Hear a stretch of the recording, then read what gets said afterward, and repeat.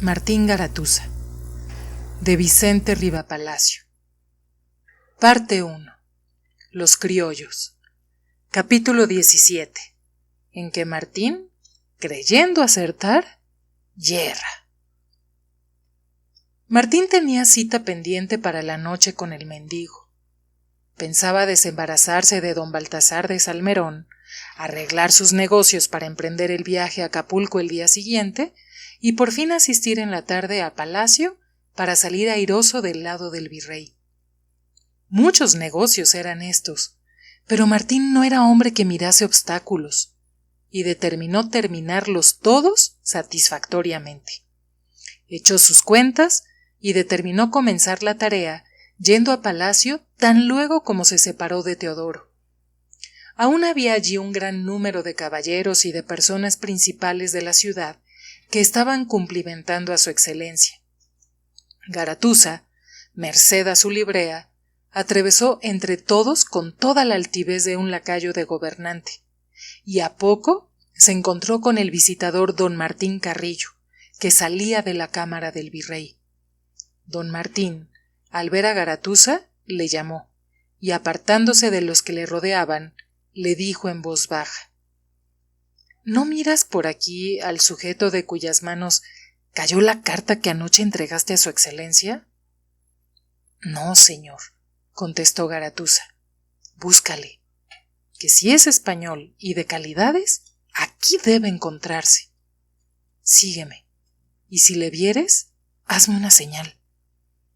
Garatuza calculó que cualquiera que designase, teniendo las condiciones que marcaba el visitador, era un enemigo natural de los conspiradores de la Casa del Cristo, y así es que sin escrúpulo se puso a escoger su víctima entre los presentes.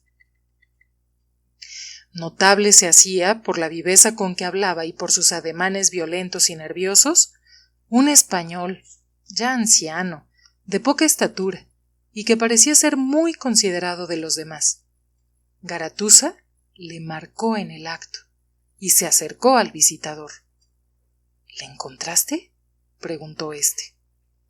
¿Advierte su señoría aquel viejo que habla y acciona como un espirituado? Sí, pues ese es. Le conocería aunque hubiese pasado 10 años. Está bien. Retírate. Garatuza se retiró mordiéndose los labios y diciendo entre sí: La llevaste. La ceremonia se prolongó hasta la hora de la comida. El virrey fatigado se entró en su cámara sin querer tratar más de negocios, y Martín tuvo que conformarse con esperar. En la tarde, las antecámaras volvieron a llenarse de gente, y Martín, convencido de que tampoco podría hacer nada, se salió a la calle. Habría andado cuando más 200 pasos, y sintió que le tocaban por detrás en el hombro. Se volvió y reconoció al padre Salazar. ¿Qué tenéis?, exclamó al mirarle pálido y agitado. Que en este momento las gentes del virrey están en mi casa y han preso a mi padre y a Leonel, mi hermano. Felizmente no tengo yo allí los papeles que puedan comprometernos, pero quizá Leonel los tenga y registre en la casa. Esto debe ser alguna denuncia. Ah, víbora! —exclamó Martín, pensando en don Baltasar. Quizá duplicaste la carta y pasó sin que yo la viera. ¿De quién hablas? ¿Sospechas de alguien?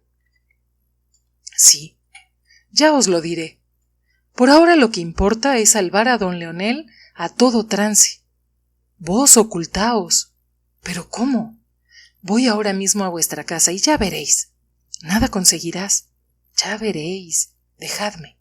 Y Garatuza echó a correr para la casa del padre Salazar. Había allí un gran tumulto, centinelas, alguaciles, curiosos. Martín llevaba su librea, que era un salvoconducto. Llegó hasta donde un capitán de alabarderos, que mandaba la expedición, dictaba sus órdenes y sin vacilar se dirigió a él. Su señoría dispense. Vengo con una comisión secreta de su excelencia, el señor virrey, a esta casa, y espero que su señoría me dará ayuda con la fuerza que manda.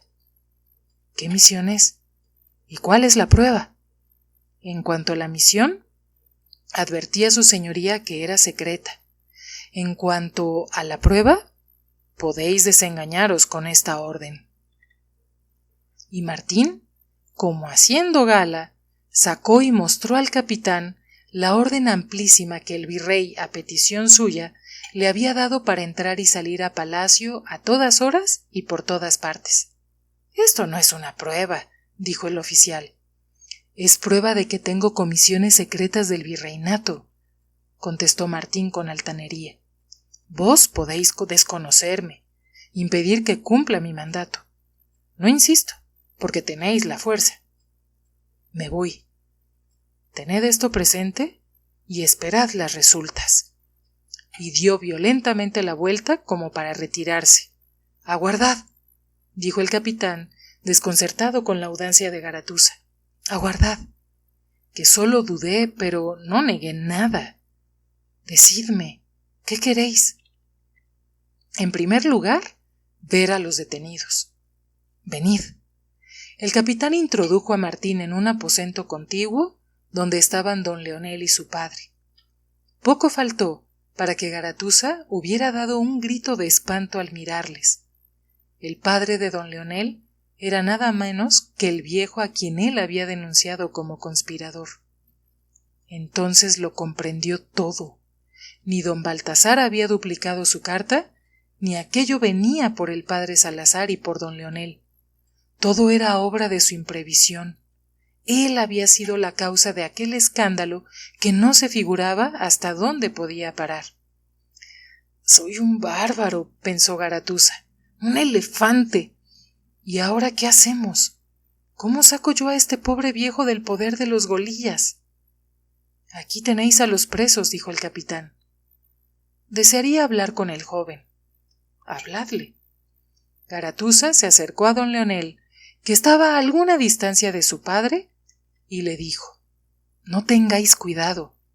Todo esto no es ni por vuestro hermano ni por vos. Nada se ha descubierto de lo de la casa del Cristo. Vuestro padre ha sido denunciado como partidario de los autores del motín de enero, y esto es todo. Don Leonel miró a Garatuza sin conocerle, pero éste disimuladamente le enseñó el anillo que traía en la mano izquierda, y don Leonel se tranquilizó. ¿Deseáis, continuó Martín, salvar algunos papeles? Soy el hombre que vino de Acapulco. Martín. ¿Recordáis?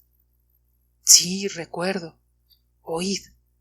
Al terminar este corredor que tenemos enfrente, hay un aposento. En él hallaréis un armario.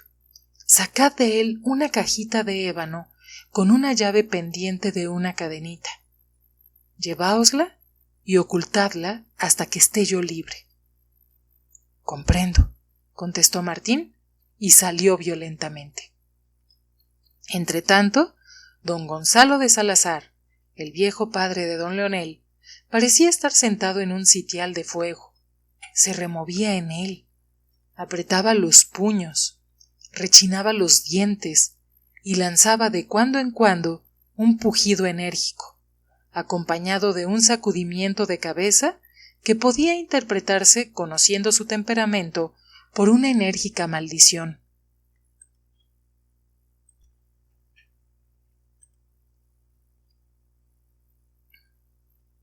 Garatuza sacó la caja que le había indicado don Leonel y volvió a darle la noticia. «He reflexionado», le dijo el joven, «que mejor favor me haréis llevando esa caja a la calle de Canoas, en la Casa Colorada, a donde buscaréis a doña Juana de Carvajal, entregándole de mi parte ese depósito y refiriéndole cuanto habéis visto». «Así lo haré», contestó Garatuza. «En cuanto a vos, descuidad, que tengo de salvaros, y os lo juro por el santo de mi nombre. Voime, que no sería prudente que sospechasen».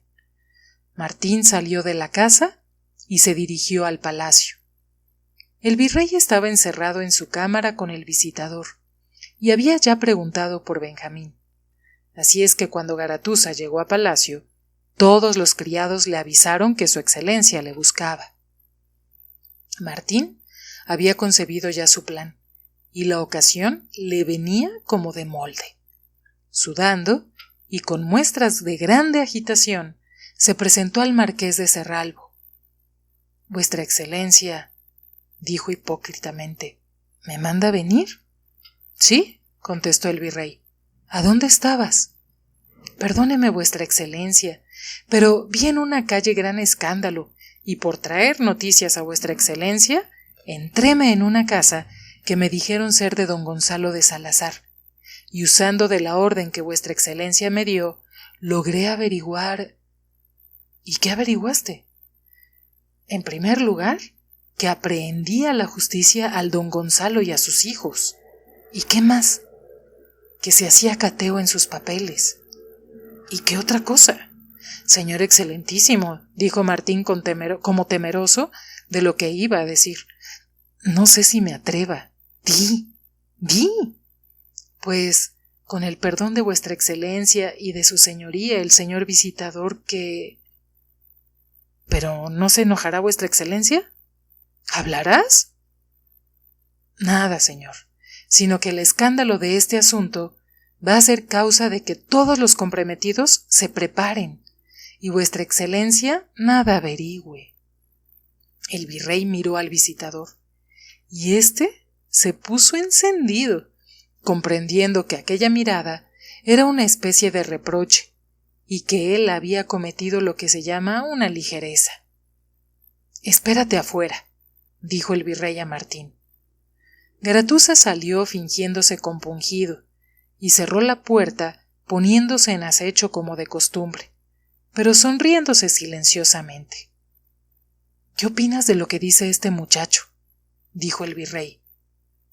«Lo cierto es», contestó el visitador, «que el tuno tiene mucha razón, y que yo confieso con humildad mis faltas.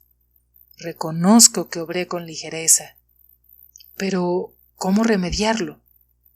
Podemos enviar orden para que se suspenda el procedimiento. Eso no producirá el resultado que se desea. Quizás sería mejor, para distraer a los españoles que conspiran y hacerles creer que todo esto es en virtud de la denuncia que me hicieron, librar a don Gonzalo y prender solo a sus hijos, que como criollos podrían reportar las sospechas. En efecto, este sí es un medio de que los verdaderos conspiradores críen confianza, mirando que sus planes salen bien. Y podrá seguírseles la pista, porque piensan que el gobierno se ocupa de otra cosa. Perfectamente. Quizás salga mejor así la cosa». «Malísimo», decía entre sí Garatuza, oyendo esta conversación. «Salió el tiro por donde menos me lo esperaba. En fin, veremos. Creo que me llaman».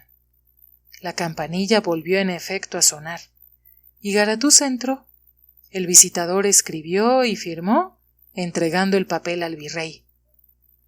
«Óyeme, Benjamín», dijo el marqués, «llevas esta orden al capitán de alabarderos, que está en la casa de don Gonzalo, procurando leérsela delante de éste». «Pero si no sé leer, excelentísimo señor». «Es verdad. Qué lástima. Lo había olvidado. Pues entonces le dices que la lea. ¿Entiendes? Sí, señor. Pero inmediatamente. Con permiso de vuestra excelencia. Y Martín salió haciendo una reverencia. En la antecámara leyó la orden. Decía sencillamente: como la denuncia que ante mí se ha hecho solo envuelve a los criollos por una conspiración, os reduciréis a proceder únicamente contra los hijos de don Gonzalo de Salazar, y respetaréis la persona y papeles del dicho don Gonzalo, el visitador y juez pesquisidor, don Martín Carrillo. Malo, dijo entre sí Garatuza. ¿Y cómo presento ahora esto? Van a creer estos hombres que yo los he denunciado. ¿Qué haré? Nada. Alma grande y adelante. Llegó a la casa de don Gonzalo, pero no subió, e hizo avisar al capitán que abajo le esperaba una orden del señor visitador. El oficial bajó inmediatamente. Aquí tenéis, le dijo Martín, una orden de su señoría que debo entregaros en mano propia, advirtiéndoos que es la voluntad de su señoría que don Gonzalo se entere de ella sin que vos le digáis por dónde ha venido a poder vuestro. Cumpliránse las órdenes de su señoría. El oficial volvió a subir y Martín se salió a la calle. Don Gonzalo oyó leer la orden y no fue posible ya contenerse. Su mal humor, reprimido por la presencia de la justicia, estalló. Muy bien, dijo dirigiéndose a don Leonel. ¿Con que andáis vos y vuestro hermano en conspiraciones? ¿Y me ponéis así, en estos trances, a mí? ¿A uno de los más fieles vasallos de su majestad, que Dios guarde? Vamos, vamos, si no sé cómo me contengo. Criollos habías de ser los dos para andar con semejantes vilezas. Pero padre, qué padre ni qué nada. Yo no soy ni quiero ser padre de criollos. ¿Lo entiendes? De criollos. Malditos criollos. Y el viejo, sin escuchar más, usó de su libertad retirándose a su cámara y murmurando entre dientes: al fin criollos. Al fin criollos.